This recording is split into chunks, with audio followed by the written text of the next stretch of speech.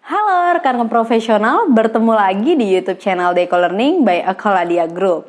Untuk rekan-rekan profesional yang baru pertama kali menyaksikan video ini, yuk dukung kami dengan cara apa? Dengan cara subscribe YouTube channel Deco Learning agar kami terus dapat membuat video-video menarik lainnya. Selamat menyaksikan video ini ya. Halo rekan-rekan profesional, selamat datang kembali di video Dynamic Talk by Deco Learning Akoladia Group.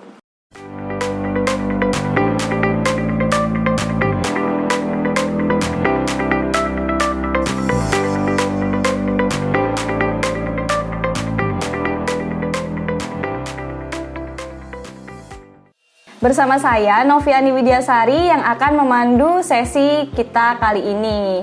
Ya, kali ini saya akan berbincang-bincang terkait pengalaman salah satu seorang praktisi di dunia project management yang baru saja berhasil mengambil ujian sertifikasi yang biasa kita sebut dengan Certified in Project Management atau akrab disapa CAPM ya, CAPM gitu ya.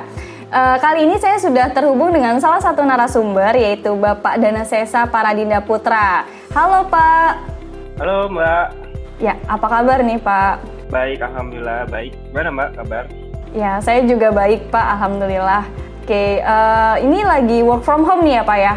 Ya, lagi work from home. Sekarang lagi pandemik, jadi sistemnya work from home sekarang. Oke, wah sebelum kita ke pembahasan utama nih terkait berhasilnya Bapak dalam mengambil ujian sertifikasi, boleh dong Pak diceritakan sedikit terkait background Bapak, kemudian pekerjaan Bapak saat ini, apa yang sedang dikerjakan gitu. Silakan Pak. Oke Mbak, sekarang saya lagi bekerja di perusahaan swasta gas, minyak and gas. Saya bekerja sebagai project engineer di situ. Oke, berarti sekarang kesibukannya apa nih Pak? Kalau boleh tahu, ya kerja ya Mbak. Nanya lagi. Ya kerja, saya basisnya di Jakarta. Jadi fokus gitu di Jakarta seperti biasa kantor, sibuk WFH lah, gitu. Oke, kalau gitu kita langsung saja ya ke pembahasan utamanya nih. Kalau boleh tahu, boleh nggak diceritakan nih bagaimana nih proses Bapak mengambil ujian sertifikasi CAPM ini, Pak? Oke, proses CAPM ya saya bisa cerita dari awal banget. Ya, waktu dulu saya emang tertarik di dunia project management, lalu saya lihat-lihat itu di situ salah satu institusinya adalah secara internasional yang diakui adalah PMI ya, PMI. Lalu di situ ada banyak pilihan. Nah, yang sesuai dengan background saya, karena saya baru di dunia kerja, oleh itu yang paling cocok dengan saya itu CAPM. Sebenarnya saya pengennya PMP sebenarnya. Tapi secara secara background, secara working hour-nya experience belum masuk di situ. Oleh karena itu saya pilih CAPM. Lalu saya cari di internet yang paling cocok lah dengan kondisi saya dan aksesnya gampang, itu Deco Learning. Oleh karena itu saya disponsor oleh company juga, lalu saya daftar. Saya sambil ngikutin examnya juga gitu Mbak. Setahu saya kalau CAPM itu kan lebih banyak hafalan ya, teori banget gitu kan. Berarti ini Bapak nih kuat di hafalan nih kalau kata saya. Justru enggak. Karena kita basisnya engineering lah. Itu engineering sebenarnya kan bukan hafalan ya. Kita bagaimana mendesain, tapi bukan hafalan, sudah bukan teori doang. Justru kita bagaimana menganalogikan sesuatu, mendesain sesuatu. Jadi sebenarnya nggak hafalan tertentu, cuman sense-nya engineering yang dipakai. Justru berat sebenarnya siapa yang itu nggak gampang sebenarnya. Kalau boleh tahu nih, kapan nih Bapak mengambil sertifikasi? Sebelum pandemi kah atau saat pandemi nih, waktu lagi work from home? Untuk proses CAPM itu kan pertama ada trainingnya dulu ya, oleh Deco Learning itu diadakan kalau nggak salah November atau Desember akhir, Q4 lah 2019. Ya. Di saat itu belum ada isu pandemik ya di Indonesia. Lalu persiapan ujian pas di situ ada pandemik gitu. Jadi saya sembari mempersiapkan dan dijadwalkan pada saat itu ngambil pada bulan Juni awal untuk proses exam sertifikasi CAPM itu. Oke, kalau persiapannya sendiri nih, kira-kira butuh waktu berapa lama nih sebelum akhirnya Bapak pilih tanggal ujian, terus oke saya sudah siap untuk ujian, terus apa aja nih persiapan yang Bapak lakukan nih menjelang ujian?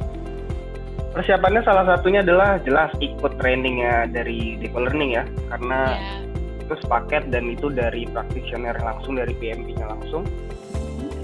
Lalu sesuai dengan rekomendasi saya baca PMBOK itu bukunya, bundle-nya, lalu latihan soal pastinya dari Deco Learning.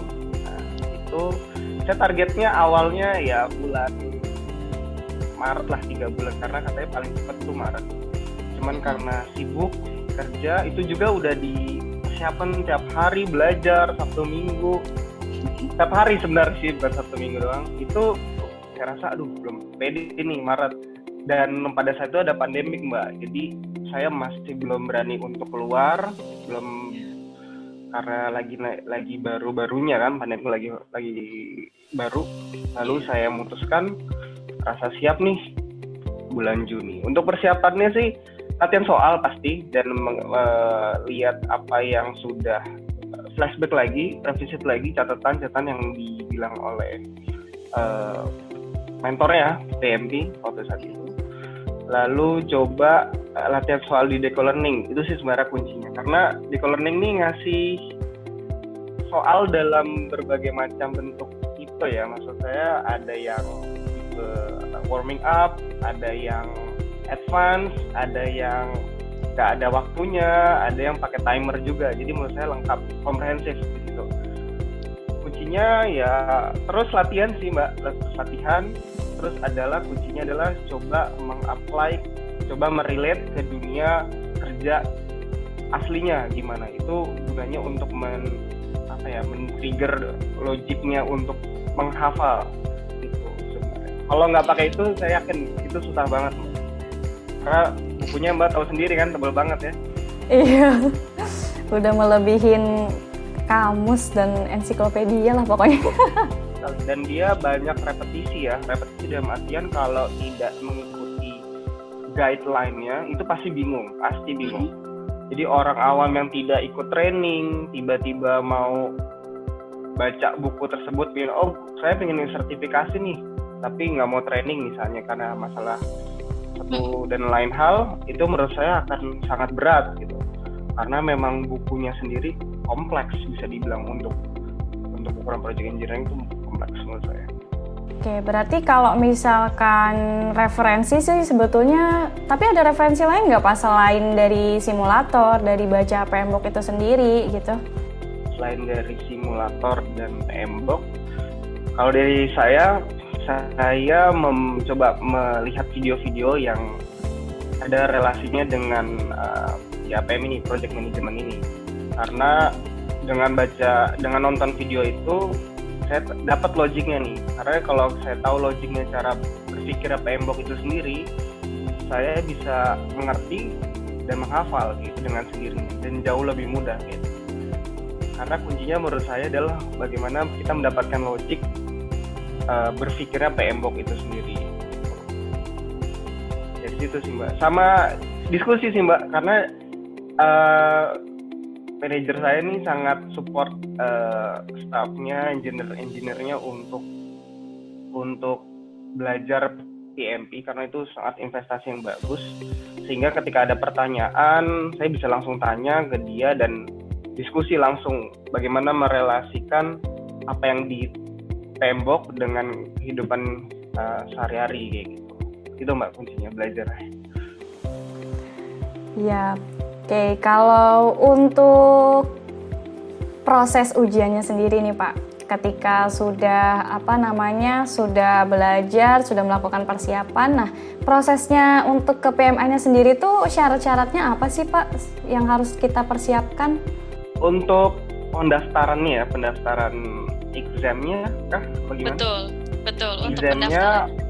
Examnya secara garis besar kita tuh di assess sama dibantu oleh Deco Learning ya.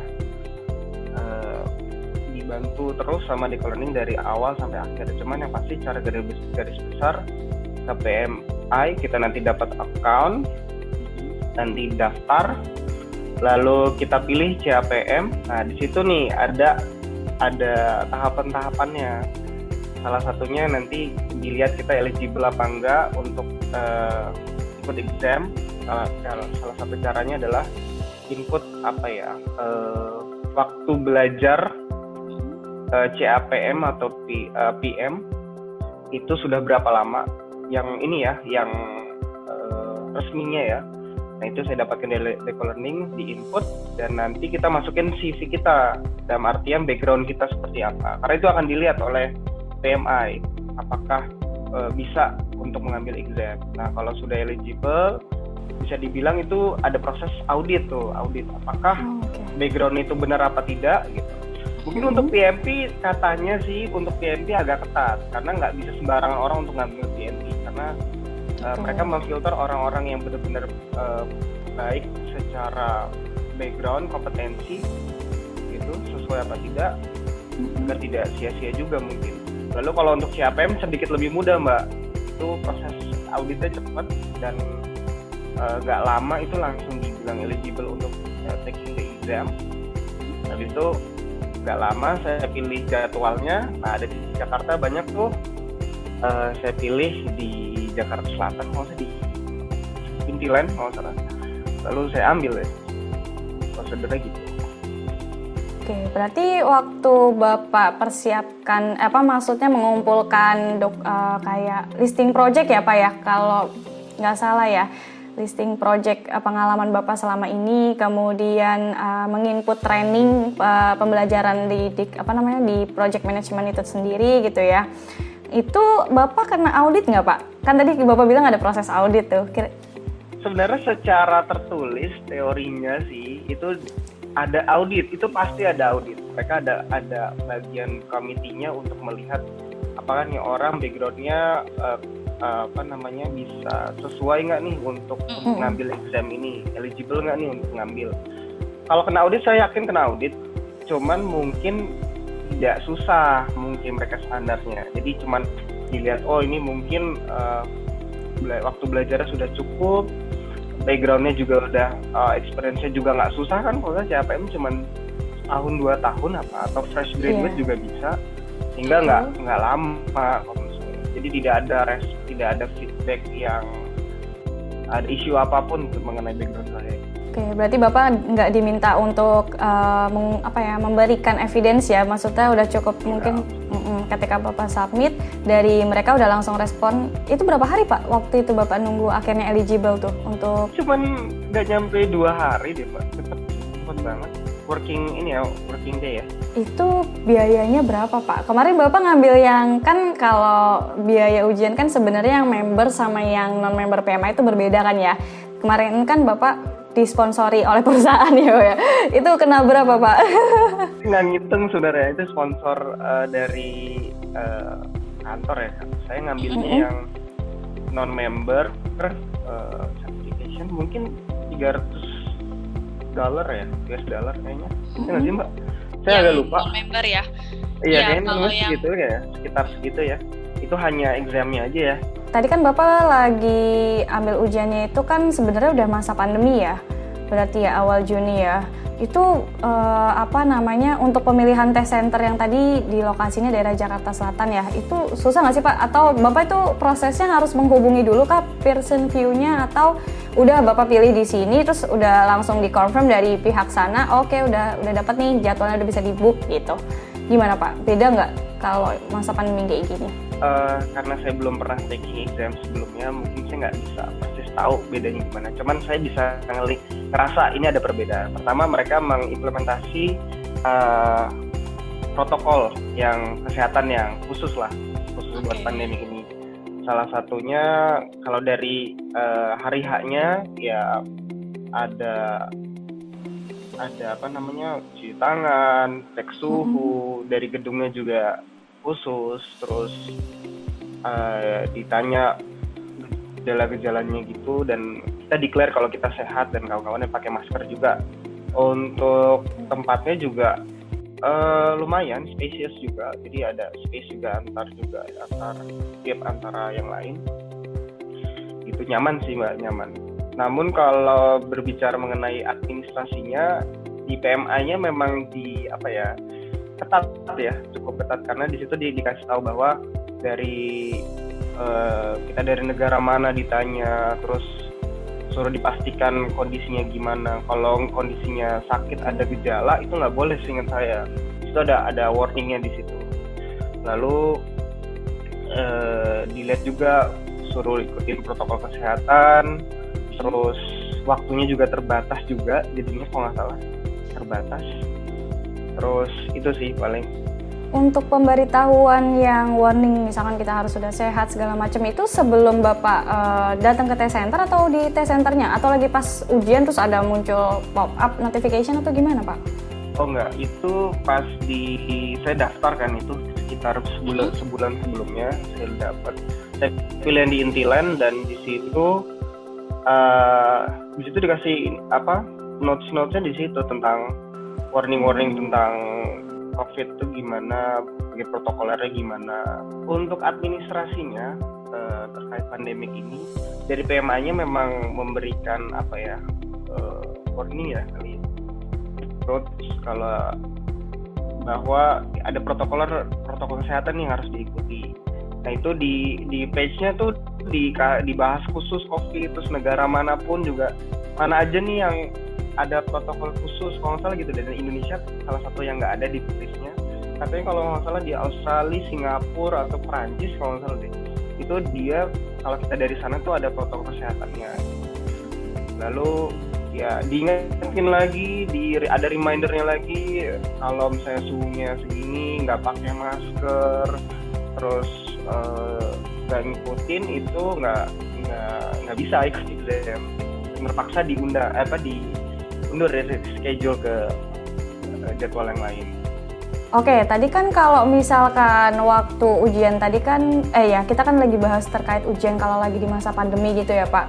Itu sebelumnya ada pemberitahuan nggak sih Pak? Kalau misalkan sebelum ujian, misalkan apa yang harus dibawa, atau misalkan reminder apa sih yang diberikan oleh PMI atau pihak test center sebelum ujian?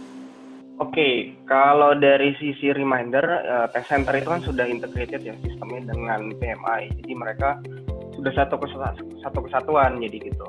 Karena saya melihatnya remindernya itu tentang protokol kesehatan itu ada di PMI waktu saya visit di PMI. Jadi ketika saya ngambil exam, saya ngambil posisinya di mana, lokasi di mana, di situ ada tuh situ Mbak, di page-nya itu kita wanti-wanti lah, ada warningnya dan notes-nya gimana tentang COVID, protokolnya bagaimana kesehatan, dan ada bisa dibilang kalau nggak salah ya, ada form khusus yang singkat sih untuk mengetahui biodata kita terkait dengan pandemi ini. Contoh misalnya dari negara, kita dari negara mana, seingat saya tuh ada beberapa negara, salah satu mungkin Australia sampai mungkin Perancis, itu dia ada pilihannya dan dia ada protokol kesehatan sendiri. Karena kita Indonesia, jadi di situ tidak melanjutkan ke sana. Lalu setelah itu kita dikasih tahu nih reminder kalau mau exam pastiin dulu suhu, temperatur ya badan, terus gejala-gejalanya pastikan tidak ada, terus pakai masker dan hand sanitizer dan kawan-kawan. Jika kedapatan kita temperaturnya nggak tinggi, itu kalau nggak salah nggak boleh Mbak, nggak boleh ke sana. Dan itu katanya bisa di reschedule kayak gitu. Itu sempat saya takut salah, takutnya ini saya baca lagi nih masker harus gimana, harus apa. Tapi bebas sih, maksudnya maskernya yang penting masker. Terus misalnya suhunya nanti bisa nggak tinggi gitu. Untuk pas di TKP-nya, di exam centernya, itu juga dicek Mbak, seperti biasa perkantoran di Intiland, cek suhu, temperatur ya, terus kondisi pakai masker, terus ya social distancing juga, physical distancing, terus pakai hand sanitizer, terus juga di ruangannya juga kita dibatasi kayak gitu, dan nggak boleh banyak orang lah ibaratnya. dan suruh cuci tangan dulu. Ya itu sih Mbak, ruangannya juga lumayan spesial. Cuman kemarin ya ngeri-ngeri juga sih, ada yang exam juga di situ. Gitu sih. Tapi ya insya Allah aman sih kemarin. Oh, itu berapa orang Pak? Bapak barengan sama berapa orang waktu exam? Ada orang lagi? Ada orang lain, cuman bukan untuk PMP. Itu ada 3 orang. Oh. Cuman pas terakhir memang ada orang tambahan sih,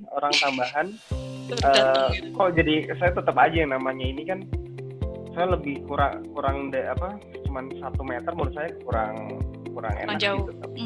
Mungkin untuk tips buat teman-teman kalau misalnya mau ngambil exam, kalau misalnya udah dapat jamnya udah enak, terus lokasi udah enak, pastiin dulu telepon bagaimana tempatnya, maksimum berapa orang. Karena kemarin jujur saya nggak langsung telepon, saya langsung datang aja gitu, karena saya merasa udah terintegrasi. Cuman di situ menurut pribadi saya itu masih kurang kayak gitu. Tapi balik lagi ke masing-masing peserta aja gitu. Ditelepon dulu aja, tipsnya dari saya. Lagian ujian juga kita nggak komunikasikan sama mereka ya, harusnya aman ya Pak ya, insya Allah. Harusnya sih aman. Tapi kalau tadi kan di warning itu kita disuruh ngasih bukti bahwa kita memang sehat sebelum ujian Pak, sebelum ke TKP, atau gimana? Cenderung nggak sih Mbak, lebih ke arah declare. Kalau seingat saya ya, saya udah agak lupa sih. Declare aja kalau misalnya kalau kita agree sama terms yang ada dan akan comply dengan kondisi tersebut, peraturan tersebut. Cuman untuk actionnya itu langsung ya di intilan itu di gedung exam centernya saya. Berarti yang penting dari kitanya ya yang harus persiapkan, selain persiapkan belajarnya, dari kesehatannya kita juga harus aware. Tiap testing center itu kayak beda-beda deh. Ada yang Protokolnya? Kayak menurut saya sih gitu. Karena balik lagi itu kan ibaratnya dia beririsan dengan manajemen buildingnya dia kan. Betul. Gitu. Dan bukan PMI yang provide kan. Itu kan cuman dia resmi gitu, boleh eligible untuk membuka kerjasama gitu, bukan dari PMI yang langsung. Gitu. Oke, untuk kita langsung ke pembahasan ujian ya Pak. Ketika udah masuk, wah udah siap deh kan, nunggu beberapa saat. Itu ujiannya berapa soal sih Pak? Ujian seingat saya 150 soal. Untuk dia 150 soal. Durasinya? Ganda ya. Durasinya kalau nggak salah tuh sekitar 3 jam deh, 3 jam. Mungkin nanti kalau ada kurikulum baru itu masih berubah lagi tuh. Menurut saya berubah lagi. Dan ini saya CAPM ya, kalau PMP pasti lebih lama dan lebih banyak. Soalnya kalau PMP itu 200 ya katanya.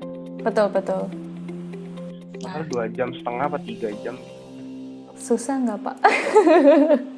Relatively lebih mudah. Seperti kata orang-orang, daripada PMP jauh lebih mudah katanya. Karena basisnya lebih berat kehafalan dan tidak banyak soal logik lah kalau kata saya. Tapi tetap saya nggak bisa diremehkan ya, karena PMBOK kan kita tahu semua ya, tebel dan banyak, dan tetap butuh guideline cara bacanya, cara jawabnya juga, dan banyak soal tricky juga. Jadi menurut saya susah-susah gampang, artinya bisa dipelajari kalau mau dan giat. Gitu. Cuman effortnya tidak sebesar ketika PMP. Gitu. Jadi lumayan lah, nggak susah. Oke, menurut Bapak ya. Semoga menurut rekan-rekan profesional lainnya juga nggak susah. Banyak kan yang udah PMP, CAPM. PMP aja udah banyak, apalagi CAPM. Iya, betul sekali. Dan menurut saya kalau udah kan soal decoloring. Nah, ini soal decoloring bang soalnya dari decoloring itu semuanya PMP. Nah, itu. Dan saya sempat nanya tuh, ada nggak soal CAPM? Ternyata nggak ada, deh PMP doang. Ya udah, lebih tinggi kan. Nah, karena saya terbiasa PMP juga, soal PMP itu pas ngerjain CAPM juga nggak terlalu kaget, sejujurnya nggak kaget gitu. Dan aktualnya setahu saya soal CAPM itu ada beberapa yang ada pakai logik Mbak. Jadi nggak nggak hafalan. semua. Jadi kalau orang, Mm-mm. kalau menurut saya ya, kalau orang bilang, oh hafalan banget CAPM gampang kok atau gimana tinggal ngafalin, menurut saya nggak. Tetap harus ada belajar dari sisi PMP dan cara bagaimana posisi kita sebagai project manager. Itu sangat ngebantu dari sisi ngejawab soal hafalan, dan kadang-kadang ada soal yang sedikit pakai logik Mbak kalau menurut saya. Oke. Gitu. Jadi kalau menurut saya kalian tips lah itu untuk belajar, ada sisi dari PMP-nya juga.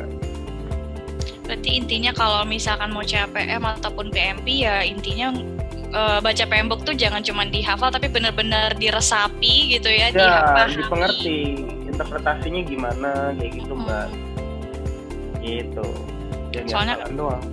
Iya betul, soalnya ujiannya juga bahasa Inggris kan, soalnya banyak juga kan rekan-rekan apalagi mungkin yang memang tidak terbiasa gitu. Nih gimana tuh Pak? Ya bahasa Inggris ya, kita ngomong bahasa Inggris. Kalau bahasa Inggris, ya pasti semua pasti bisa lah bahasa Inggris, apalagi pekerja kantoran menurut saya bisa. Cuman memang bahasa Inggrisnya itu agak ini Mbak, ada beberapa yang formal, ya formal banget. Jadi kalau tidak terbiasa itu, kalau ya bukan casual gitulah, lebih ke arah formal, bahasa-bahasa di email, Profesional. Profesional. Jadi tricky juga kalau nggak biasa gitu. Nah, waktu Bapak, kan itu tadi 3 jam ya, 150 soal. Bapak ngerjainnya bener-bener 3 jam itu full, udah langsung, 150 soal langsung submit atau ada waktu sempat nge-review dulu Pak? Asumsi 3 jam ya, bener ya. Kalau 3 jam itu, saya ada waktu buat review. Cuman karena saya orangnya cukup detail, jadi setiap ngerjain sekali jalan, saya patokin berapa menit, dan saya kerjain kalau bisa sekali jalan itu langsung jawab, jangan ditinggalin gitu. Karena waktunya itu cuman satu soal tuh cuman 1 menit kalau salah. Kalau dirata-ratain 1 menit, dan kalau nggak ngerti nanti kita bisa ngasih tanda bendera gitulah ibaratnya untuk tandain kalau kita bisa nge-review balik ke situ. Kalau dari saya mungkin setengah jam sebelumnya itu sudah selesai semua. Tapi masih ada yang ragu, jadi saya masih ada waktu 30 menit untuk review. Tapi nggak sempat review semua sih Mbak. Cuman beberapa yang saya nggak ngerti gitu, saya review gitu.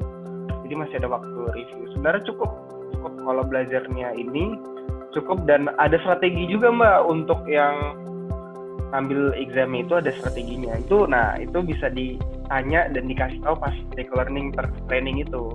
Itu yang dibilang sama Pak Boyke ya kemarin, itu ngaruh banget, bener banget. Jadi strategi mana yang harus dikerjain dulu, terus praktiknya gimana, biar nggak tegang gimana. Tapi kalau di awal-awal tuh soalnya emang bikin stres sebenarnya, di akhir-akhir malah gampang. Apalagi kadang-kadang dikasih soal agile langsung panik. Agile kan tambahan dan cepat additional. Dan katanya Mbak dari 150 itu sebenarnya nggak semuanya dinilai. Saya pernah baca itu. Dari 150 tidak langsung dinilai semuanya, maksudnya nilai 100% itu tidak dari 150 soal, cuman dari berapa persen ya. Jadi hanya 130 soal seingat saya. Pokoknya di bawah 150 itu sebenarnya soal yang benar-benar dinilai. Sisanya itu cuman additional untuk bantuan saja. Gitu. Tapi kalau misal, ujiannya itu kan udah selesai, terus udah submit. Mungkin kalau awal-awal terasa susah karena kan tegang Pak, baru dateng, terus gimana nih ya gitu. Tapi kalau sebenarnya ngerjainnya mah bisa, iya masih itu. Oke, kalau misalkan hasilnya itu langsung keluar ya Pak ya? Iya, untuk soal itu langsung keluar. Jadi dia kalau saya itu sifatnya nggak lama tuh, tunggu 20 menit soal keluar. Nah itu dikasih kertas aja, printan gitu. Printan kalau menyatakan kita itu lolos apa enggak gitu. Terus di bawahnya ada breakdownnya Mbak, untuk setiap proses. Itu dia ada dilihat ini skornya ibaratnya satisfying, below standard, atau cukup, atau gagal, itu ada. Jadi overallnya itu, tapi nggak dikuantify sama dia, hanya sebagai kualitatif lah bisa dibilang. Nah, Jadi nggak ada ada skornya skornya gitu ya. katanya sedikit berbeda dengan yang dulu. Kalau yang sebelumnya kata manajer saya juga, dulu PMP sih ada skornya Mbak. Jadi bisa kita lihat kita tuh bagusnya tuh lolosnya tuh 70 kah, 80 kah atau berapa. Tapi saya cuman lolos apa tidak kayak gitu. Kualitatif banget sih Mbak. Yang pasti tenang langsung keluar, nggak penasaran lama. Tapi sempat gimana waktu udah submit kan deg. Wah lulus. Aduh gimana nih, gue malu banget saya nih kalau nggak lolos. Soalnya 20 menit. 20 menit kan lumayan ya, nungguin waktu 20 menit tuh kayak CAPM lolos nggak nih gitu. Lihat alhamdulillah lolos. Soalnya perjuangannya Mbak, latihannya tuh saya hampir setiap hari bisa dibilang. Setiap hari itu benar-benar setiap hari, dan itu pun masih kayak soalnya Deco-Learning itu masih ya ada yang belum perfect nilainya, karena katanya kalau soalnya di simulatornya aja jelek, ya berarti kan itunya kan harusnya lebih bagus kan di simulatornya. Iya betul. Kayak gitu sih Mbak, deg-degan banget sih, deg-degan banget. Tapi ya gitu, gimana PMP ya gitu. Iya betul. Ibaratnya nggak apa-apa Pak. Usaha tuh nggak mengkhianati hasil Pak. Dari pengorbanan Bapak setiap hari belajar gitu kan. Tiap hari pulang kantor, 50 soal, hampir tiap hari bisa dibilang. Iya. Capek banget sebenarnya. Udah dedikasi lah pokoknya waktu. Udah habis kerja biasa orang kan udah capek istirahat. Ini harus belajar dulu. 6 bulan sampai saya ini buat ini waktunya banyak kesita sih, benar kesita, cuman ya worth it lah dengan hasilnya, dan ya gitu sampai benar-benar mengganggu aktivitas sih. Selamat ya Pak ya. Pokoknya semoga ini bisa menjadi memacu Bapak lagi untuk lebih baik, dan juga siapa tahu nanti niat untuk PMP. Kalau udah sebelum ngambil CAPM saya juga ada PMP Mbak. Itu kalau misalnya boleh saya PMP langsung. Karena itu tadi ya, yang persyaratannya kurang ya. ya. Saya persyaratan, jadi teman-teman nih harus diperhatiin juga. Jadi walaupun semangatnya tinggi belum tentu bisa. Gitu. Tapi nggak tahu untuk yang next chapter atau kurikulum yang baru gimana. Tapi berarti kalau Bapak secara tidak langsung sebenarnya belajarnya sendiri ya, nggak pernah ikut study group atau diskusi, cuman sama yang mentor di kantor ya, diskusi gitu ya? Paling itu tapi juga sedikit banget sih Mbak, cuman soal logik doang. Cuman untuk most of the time saya belajar sendiri sih. Terus kadang-kadang ada teman-teman yang memang semangat untuk belajar project management ya, dia nanya gitu. Saya biarin dia nanya untuk ngetes saya tentang ini gimana sih di project management ya. Saya jawab sekalian latihan juga. Cuman bobotnya paling besar ya belajar sendiri Mbak, simulasi. I see. Terus kalau yang mendorong Bapak sebenarnya untuk ngambil CAPM itu memang dorongan dari diri sendiri kah atau memang karena dari kantor, Pak? Kalau dorongan motivasi untuk improve itu dari saya sendiri pasti. Terus saya tanya-tanya kalau di pekerjaan itu baiknya gimana sih, ngambil sertifikasi apa? Karena pada umumnya itu kan ada dua Mbak, secara garis besar ada generalis, kalau nggak jadi spesialis. Spesialis fokus ke satu titik bidang, generalis tuh bidang-bidang yang sebenarnya bisa mencangkup atau memanage semuanya. Salah satunya itu ya project manager, misalnya kontrak manager atau project engineer lah ibaratnya gitu.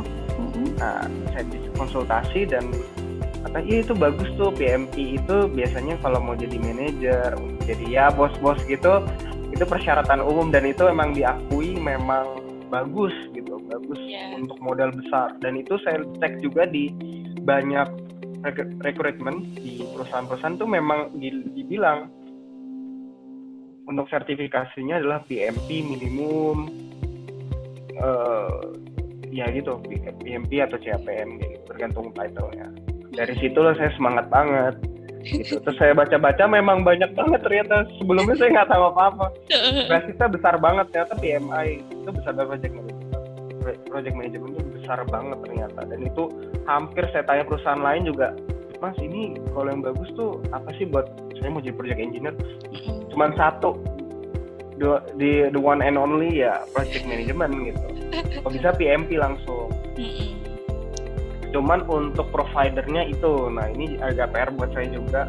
Sebenarnya providernya itu institusinya bukan PMI doang ya Mbak. Kalau nggak salah ada Prince, kalau nggak salah ada apa gitu, banyak banget. Nah itu sebenarnya pilihan lagi. Nah itu yang belum saya explore sih.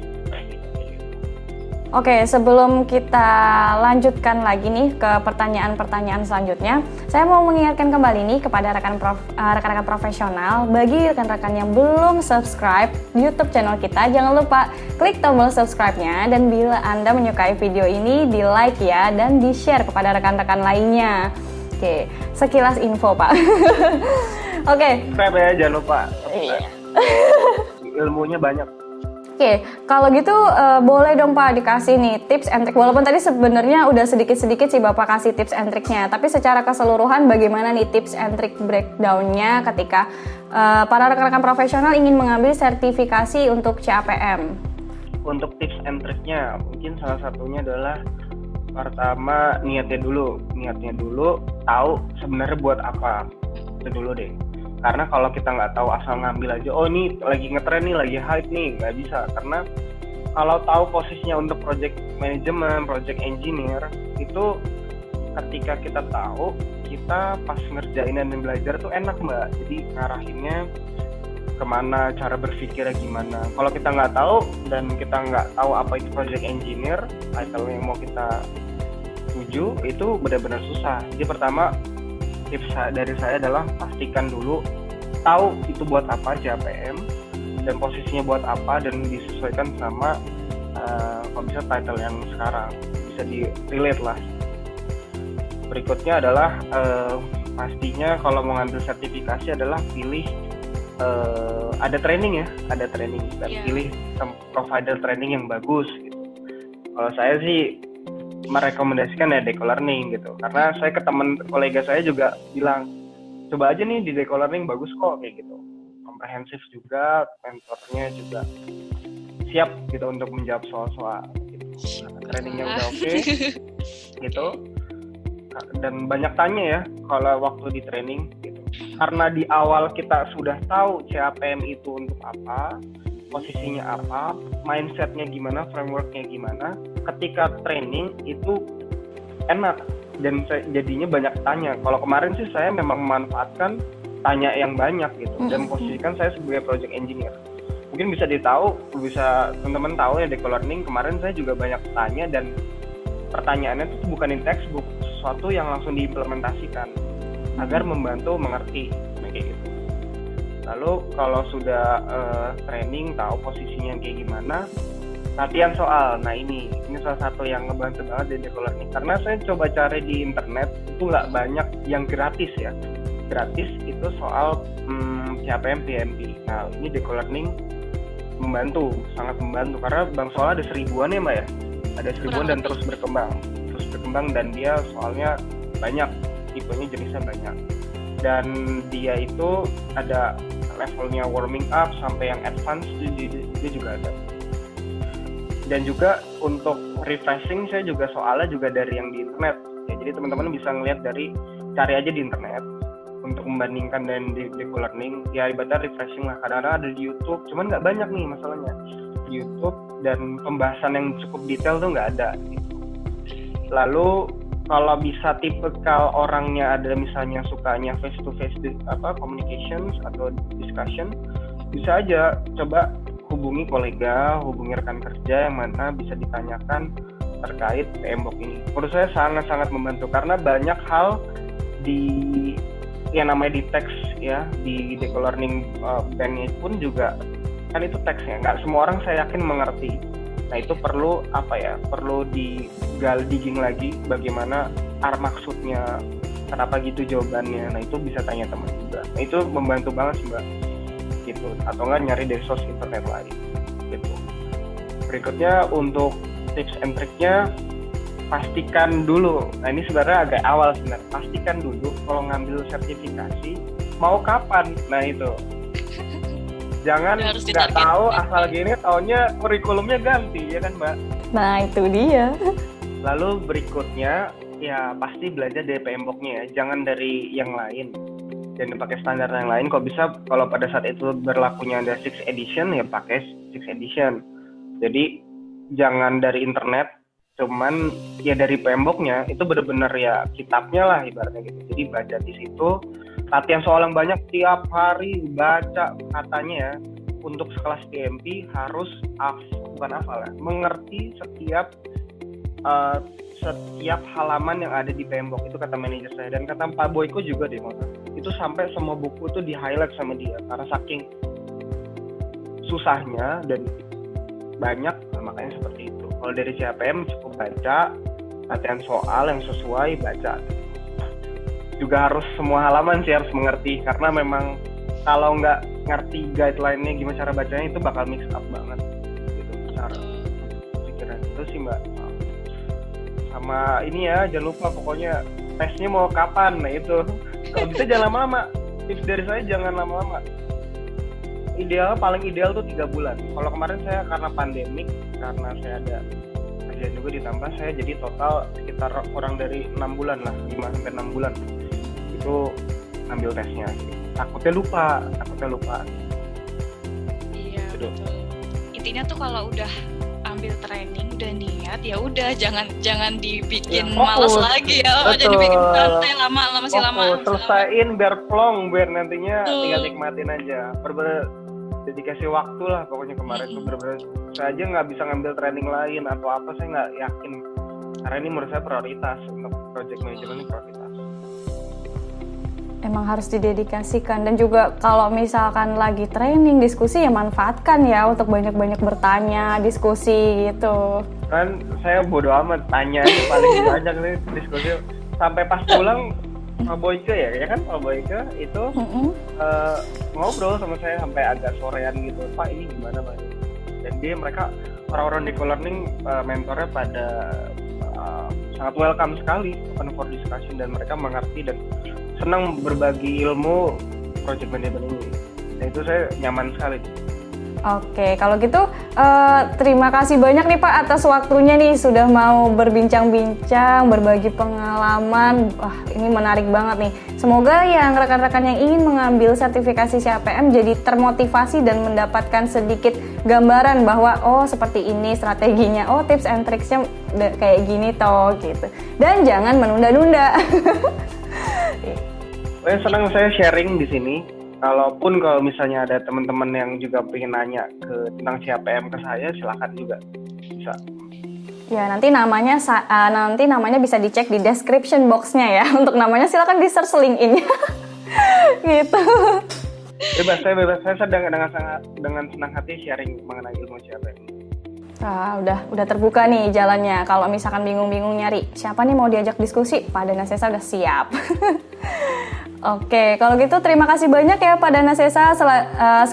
Sekali lagi sukses. Semoga nanti kalau misalkan memang berminat untuk mengambil PMP juga lulus dan jangan lupa share-share lagi ke kita untuk pengalamannya gitu ya. Oke, terima kasih juga rekan-rekan profesional yang telah menyaksikan Dynamic Talk kali ini. Sampai jumpa di sesi Dynamic Talk selanjutnya. Sampai jumpa, bye-bye.